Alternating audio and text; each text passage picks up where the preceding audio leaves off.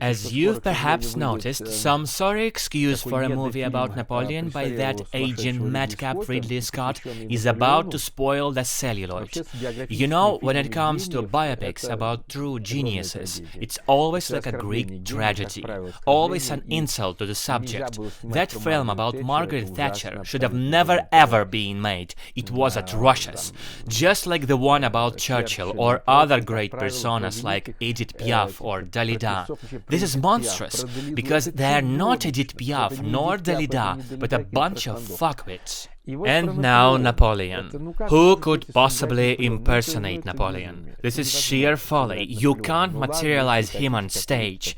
Okay, I get it. Maybe you're just trying to make a quick buck, but please don't make such a flaming flopperoo. Ridley Scott pulled a dirty trick on Napoleon, stuffing the film with falsities, calumny and smear. Ridley Scott is full of shit. The old man's bubbling over with vileness. And that's exactly why he is pushing this sham. We saw the movie trailer, and what did it show? Just think, the French soldiers firing at the pyramids. What nonsense! Sheer audacity! Nothing of the sort ever happened in world history. That's a flat-out fib. Napoleon never fired at the pyramids. On the contrary, he was the first to begin studying them, preserving and conserving the ancient Egyptian legacy. Every single one of you owes a personal debt to Napoleon Bonaparte for everything we know today about ancient Egypt, because the formal study of ancient Egypt began with him. For practical purposes, he brought along scientists, archaeologists, historians, carvers and draftsmen, the first man in history to transcribe the relics of that civilization and begin true archaeological research. It was during Napoleon's lifetime that the first illustrated volumes dedicated to ancient Egypt, published in France under the editorship of Vivienne Denon, were released.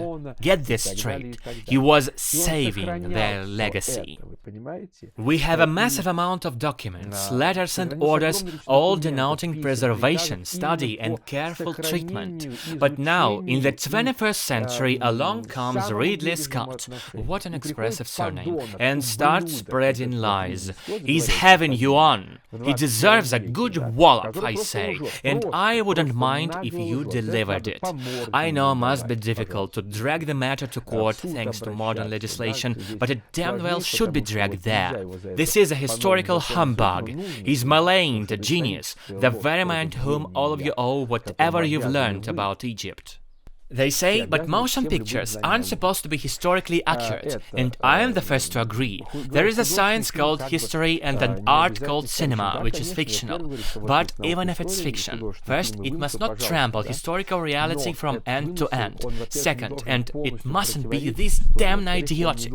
Third, and this is essential, if Ridley Scott himself claimed he studied something, read this or that book, and tried to stick to the facts, then very well. If you pledge, don't hatch. At the very least, he should have gotten the technical details right. Not even close. Every one of the castles and palaces used for filming is completely wrong. The actual events took place in entirely different locations and arrangements.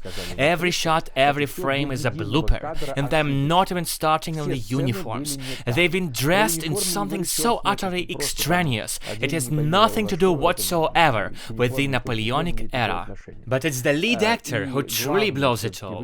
Marasmus senilis, flummox. That talentless abortion, Joaquin Phoenix, is such a drizzle. Okay, he doesn't look like Napoleon, but where would you find one who does? But he's 48! Joaquin Phoenix is 48, and yet he's playing Napoleon during the Italian campaign when Napoleon was 26-27. That's half his age. And Phoenix at 48 looks like he's 70. His appearance, for some reason, is of a grandsire. And this half-witted, cranky Hodman dot is cast to play a 26-year-old Napoleon, a man whose face and profile conform to the classical ideal of beauty. The antique cameo, as Louis David, the great painter and Napoleon's contemporary, called him. And casting Phoenix isn't just lunacy or blunder, it's fraud. What we are dealing with here is mass culture, waste product, bastardry, and the crime against beauty and art. And I say this in good conscience: spare your money and ignore this calumnious abomination. Don't let these swine profit of you. Ridley Scott and his gang are nothing but lousy skunks. I repeat, this is insane, appointing a talentless, non-charismatic old geezer to step into Napoleon's shoes. Utter bollocks. Sure, he doesn't have to be a lookalike, but there must be some magnetism. And his age, he shouldn't look 2 or 3 times older. That's ridiculous. As a scientist and a specialist in the subject, I state plainly, this film is a disgraceful act of calumny and defamation. I repeat, every moment of it, every single line is improper and loose. Just examine a few of the dialogues. None of it could possibly have been spoken at the time. It was impossible for those people to speak to one another in such a manner. The very foundations are in disaccord. To hell with the nuances. I'm not even addressing the subtleties here, since we're dealing with fiction. It's the basics that raise red flags, and if you can't get the basics right, don't even start.